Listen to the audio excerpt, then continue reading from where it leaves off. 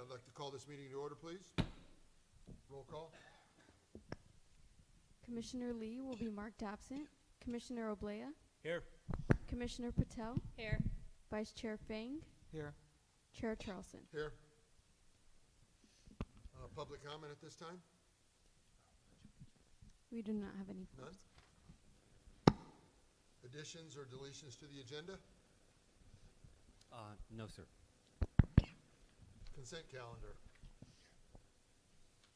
Oh, we need to do the Pledge of Allegiance. Thank you, Larry. Sorry. Karen, you want to start us? Sure. Ready, begin. I Pledge allegiance to the flag of the United States of America and to the republic for which it stands, one nation, under God, indivisible, with liberty and justice for all. Thank you.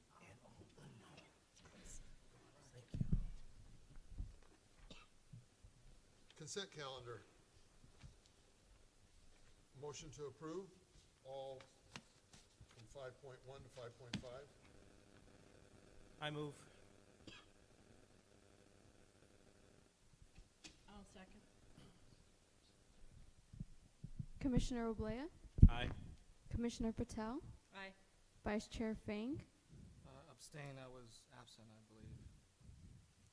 Chair Charleston. Aye. Motion passes 3-0. All right, at this time, we'll open up the public hearing on project 6.1, project number 14-3326, minor development review for the installation of a new 80-foot high wireless telecommunications tower. Presentation by staff. Yeah, Mr. Chair, Yvette Noir will give the staff report, but real briefly, this is adding a second cell tower. There's already one at Providence Park, and we'll show that in the photos here. I'd also note that this is a minor development review which staff could have approved, but given the attention that often accompanies this particular kind of application and given where it is, we thought it was more appropriate for the Planning Commission to be able to review this in a full public hearing, so that's why it's in front of you tonight. But our approval or denial tonight will be final then. Yours It will does be not go to final. council. Yes. Okay, thank you. So with that, I'll turn it over to Ms. Noir for a brief presentation, and then we'll be happy to answer any questions. Thank you.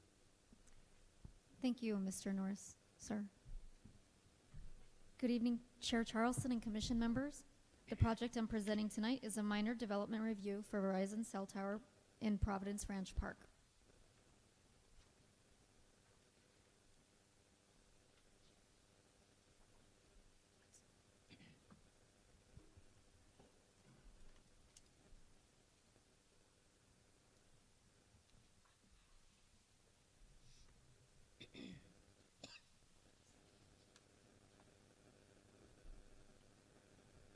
The project includes a minor development review for an 80-foot high wireless telecommunications tower designed to look like the existing ball field light pole being replaced.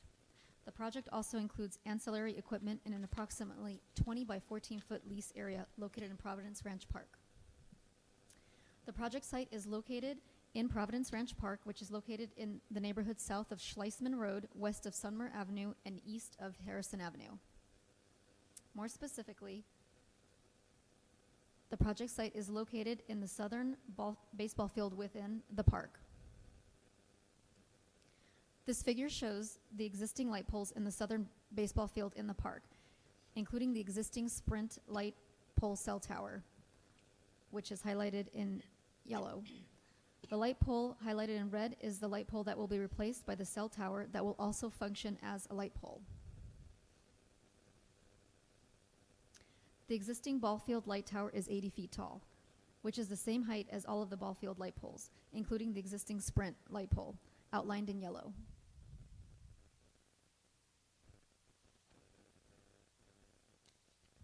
As shown in this slide, the cell tower facility will be designed to look like the existing 80-foot tall stadium lights, with a wider cross-section generally similar to the existing Sprint cell light tower in the same ball field, highlighted in yellow. The proposed equipment enclosure will be located in a proposed building adjacent to an existing equipment building. The proposed block wall will be 8 feet tall and match the existing equipment building. It will be landscaped with drought-tolerant climbing vines on the sides of the equipment enclosure. An overhead screening, made of a chain-link fence type of material, will be included to prevent flying objects from landing in the equipment area. The applicant has prepared before and after coverage maps to illustrate how existing coverage gaps would be reduced by the new cell tower. As shown in the slide, the site of the proposed tower is in an area with good to marginal coverage. According to the applicant, the proposed tower would improve coverage in the area of Providence Ranch Park from good and marginal to excellent.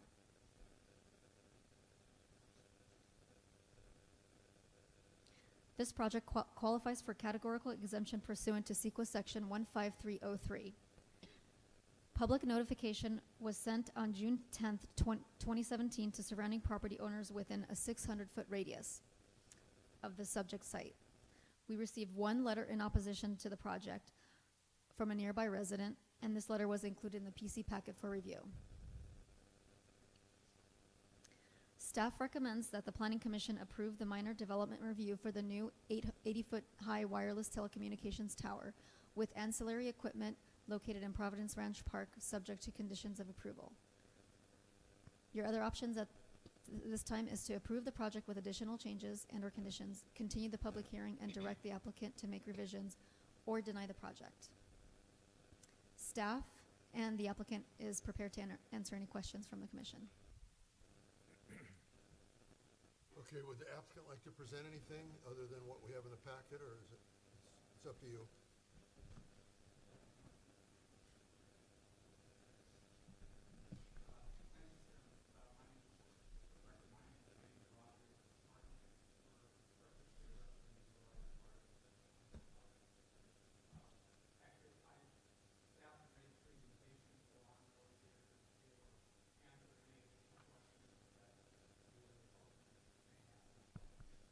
Okay, thank you. We'll open up public communications right now. Would anybody like to make a comment on this project? We don't have any public Okay, then comment. we'll close the public hearing. And then at this time, does anyone on the commission have any questions for staff?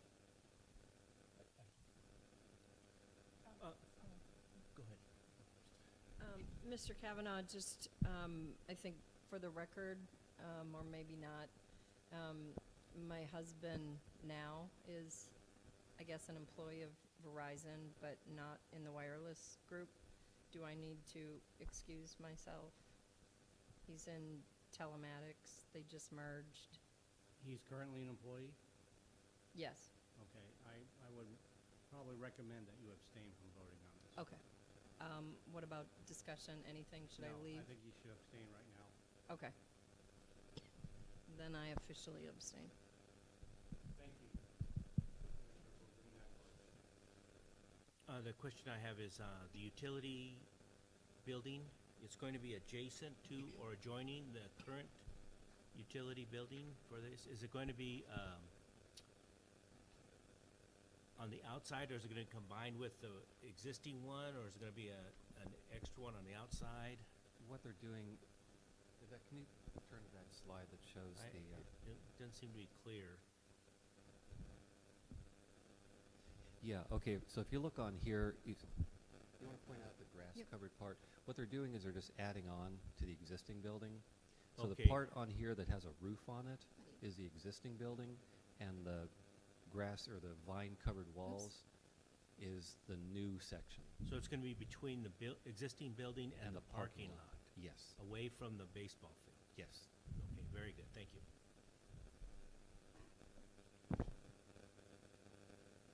Yeah, I have no questions at this time. I only had one comment I wanted to make. And I want to thank staff, because when I read the packet, the question we always have is how close is it to the home? And that's always the biggest complaint from the homeowners is, how close are you to me? What's the limit? How close can you be? And you guys did an excellent job showing from every house that was closest to it what the distance was, and that makes it a lot easier and for a lot less questions. So you guys did a great job on that. So at this time, if there's no other questions, then we can put this to vote then.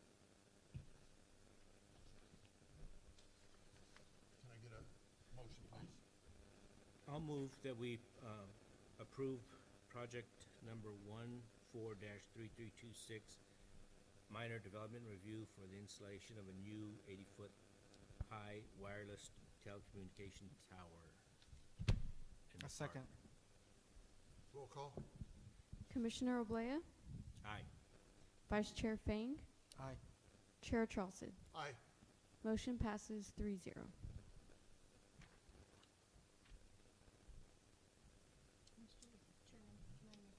Yes. Just for the record, it's minor, but they're softball fields, not baseball fields. Just in case, just want to be accurate. Thank you. But the baseball teams practice on them. But they're little guys. At this time, any presentations? No, sir, we don't have any tonight. City staff report?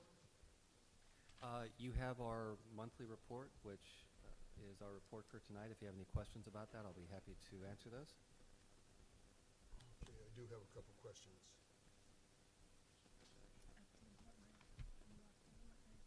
You have questions? I did, but I'm locked out of my iPad, so Okay. I don't remember. All right, so the first question I had is, I read the update on Stratham Homes, and it seems like we're kind of all over the board. There's a lot of stuff written down on it, but we don't quite seem like we are moving forward like I thought we would be on that. We approved that some time ago, so it kind of surprised me. Well, there's a lot of work happening in the background, and they really are getting very close to starting development.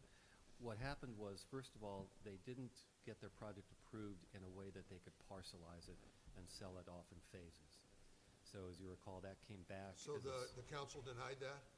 No, that got, they never asked for that in the first place. Okay, So we had to bring that back last year. Yes. As a subsequent new subdivision. So now they had parcels that they could sell, and they embarked on an effort to find another developer, because they didn't want to develop the whole thing themselves from the get-go.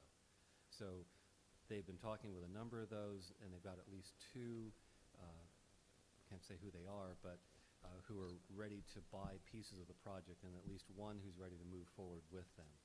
So with all that in place, they're really now just going through the last steps of getting the maps ready to record and working with Public Works to get all the bonding in place and so on. So there has been a lot of work happening in the background.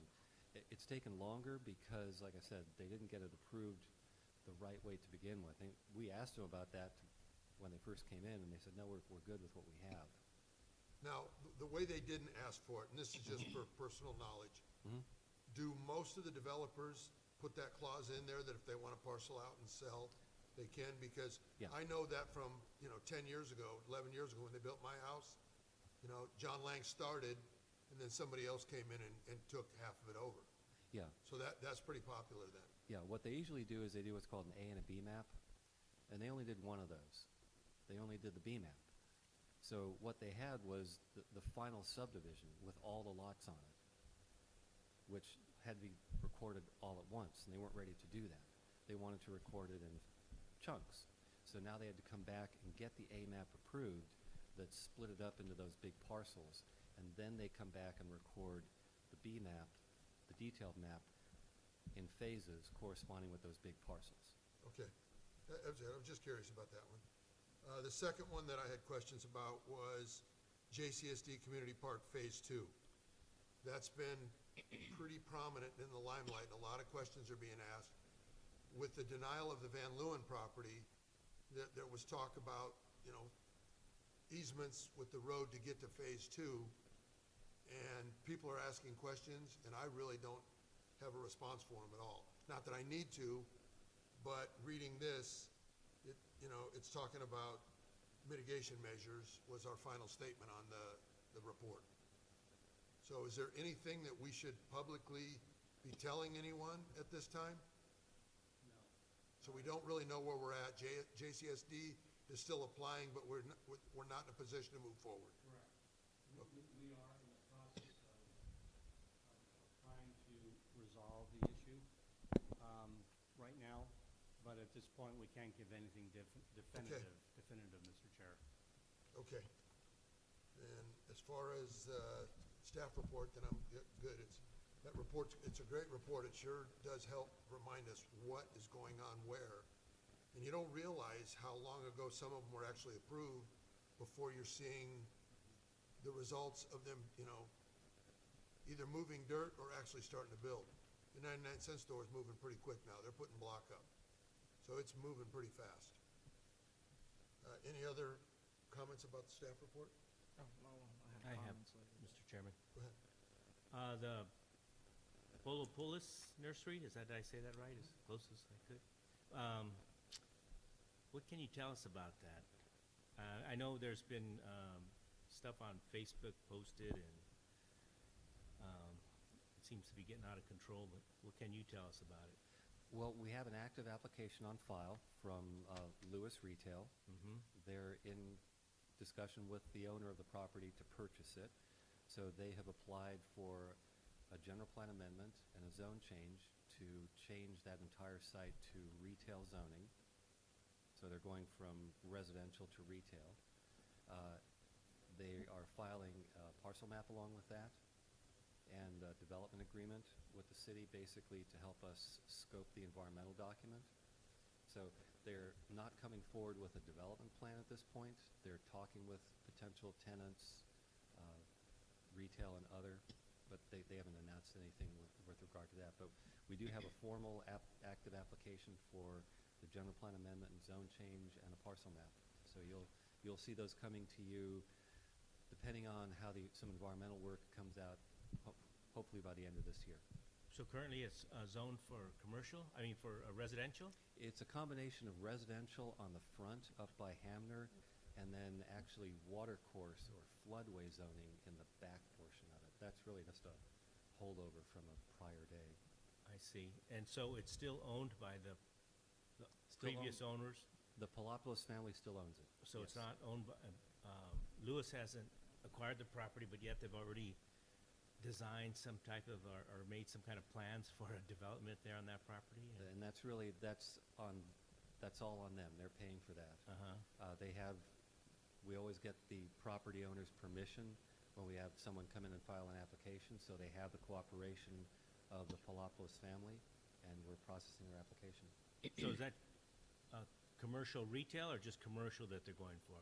I've seen a hotel on their design and some other office buildings. I didn't see anything that looked like retail, but it's There's been commercial retail. discussion of retail, including restaurants and retail and a hotel. I see. But they don't have any more details for us until they locate their tenants, and they're currently in the process of doing that. Okay, but that's just all speculation right now, because they don't have the property. They don't have the property, and they're not ready to bring in that detailed application yet. So that will follow sometime after, assuming that this application is approved, and after they consummate their land deal, they'll be able to finalize their tenant list, do their site planning, and then that'll come back to you as a subsequent application. Okay, thank you. Thank you very much. Mr. Chairman? Yes. Based on that same parcel, does Eastvale still hold the easement for the potential access to 15, or was that removed? Well, that'll be a requirement of this project. So To keep that easement still to show- there, Yeah, Okay, perfect. there is no easement now, but it will be dedicated or dedicated as right part away? of this project. Okay. So yes, that will be there. Okay, and then I kind of, so, the 99-cent store that's just up the street, do we know the time frame on which that road, Hamner's gonna be widened? Well, they're required to widen the entire frontage of Hamner all the way Right. up to the fire station. So that'll be happening this year when they do the rest of their improvements. Okay, just, we Sometime- don't, Sometime in the next few months. okay. Yeah, they're moving pretty quick, so. that'll Okay, and in happen that sooner than later. same, let me ask the other one, it's a quicker answer. Right now, do we feel that the Goodman, Area 5 that's currently slated for the 19th, do we think that's gonna happen? Yes. Okay, I need to change my calendar. And then, the last one is, the Silver Lakes and the JCSD and the whole failure to let City of Eastvale know and the mess that's gonna occur on July 1st, is there what control does the city have other than asking for good neighbors, or is this just gonna be a mess? I mean, that's also been on Facebook, and I've had people ask me, like, charging them fees and to use roads and to cut off, so they can only go one way and that's it. Yeah, Commissioner Patel, I mean, all the questions that you're asking are exactly the questions that city staff has been asking. Unfortunately, the whole event is going to be on Silver Lakes. The city of Norco is really controlling everything. There's been agreement apparently between the JCSD and Norco regarding use of that park for parking. What we have said is that, yeah, everything may be in Norco, but people are going to be using Eastvale city streets That's to right. get to that park. And what we've been trying to do is to coordinate some better traffic mitigation through deputies and things like that. But as far as Hopefully on Silver Lake's dime? yes, Perfect. right, Okay. nothing on our dime. But I think what we need to do is some point in time to have a coordinated effort to be in the queue on this, because there's going to be more events happening over there, and they may be even bigger than what we've been seeing. So we need to be involved so we can coordinate those impacts. Okay, But the emails from Michelle have been fantastic, yeah. explaining all that, showing what the event's gonna contain and all that. So the communication as far as to us has been great, but it's not something we can put out to the public yet because we don't have answers.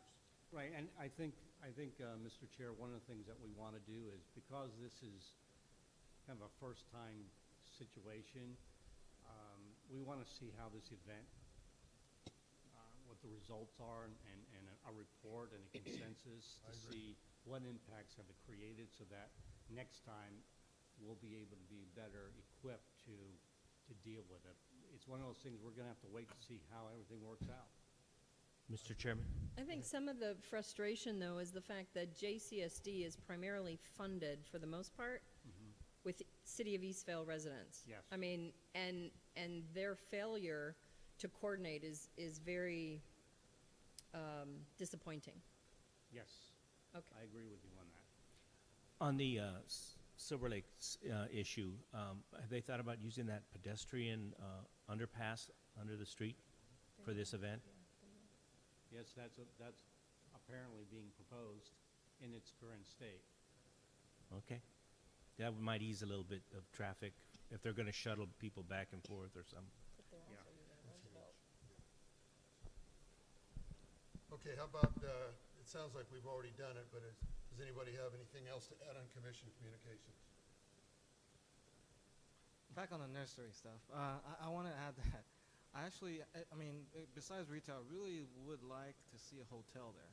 Given what's going on with Silver Lakes, I think it would be a great opportunity to capture a lot of the TOT.